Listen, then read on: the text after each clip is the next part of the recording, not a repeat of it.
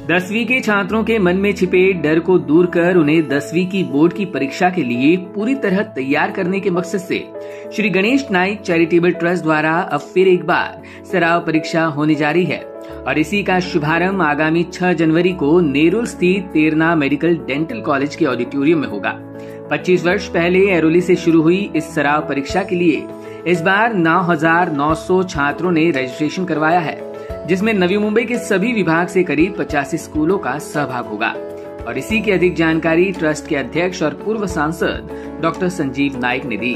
दरवर्षी आपल्याला कल्पना आहे की सुरुवातीलाच आपल्याला कल्पना आहे की ह्याचा प्रकल्पाची खरी जी सुरुवात संकल्पना माननीय गणेशजी नाईक साहेबांनी ही 25 वर्षापूर्वी घेतली होती। माझ्या बाजूला बसलेले सन्माननीय आनंद सुतार साहेब हे त्या तत्कालीन त्या विषयाचे प्रमुख आजही आहेत। तेव्हापासून आजपर्यंत 25 वर्ष ह्या उपक्रमाला ते पुढे घेऊन जातात।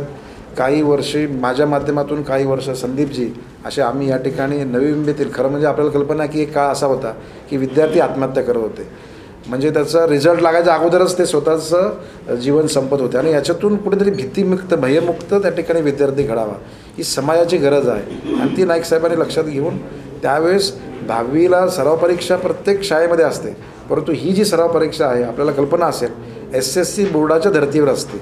अनेक वेळा या गोष्टीचा उपयोग इतका चांगला झालेला आहे, मला सांगायला आनंद होतो की कितीतरी SSC परीक्षेमध्ये उत्तीर्ण झालेले मुंबई बोर्डाचे विद्यार्थी किंवा त्याच्यामध्ये पहिला आलेला विद्यार्थी, आता ते नाही होत, पूर्वी ते पहिला, प्रथम, द्वितीय असायचे, तेच विद्यार्थी आपल्या या सराव परीक्षेमध्ये प्रथम आलेले आहेत आणि 1-2% फक्त फरक पडलेला आहे। त्याचं मला असं वाटतं की याच्यातून असे अनेक विद्यार्थी आहेत त्यांना वाटलं होतं की आपण फेल होऊ, इथून कुठलातरी विषय आपल्याला समजत नाही, 35% मार्क मिळत नाही, 10% मार्क कमी पडत आहेत, तर अशा विद्यार्थ्यांनी पुन्हा आत्मविश्वासानं अभ्यास केला आणि ते सराव परीक्षेत पास झाले। त्याच्यामुळे मला वाटतं ही सर्वात मोठं योगदान या माध्यमातून आहे, याचा नक्कीच नवी मुंबईकरांना त्याचा विद्यार्थ्यांना उपयोग होईल। Bureau input EW network.